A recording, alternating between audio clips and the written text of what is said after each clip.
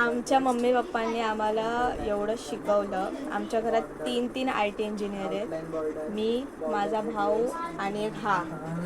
पण ते कसे आम्ही IT इंजिनियर झालो असू, कसे हे कोड दे इकडे जरा.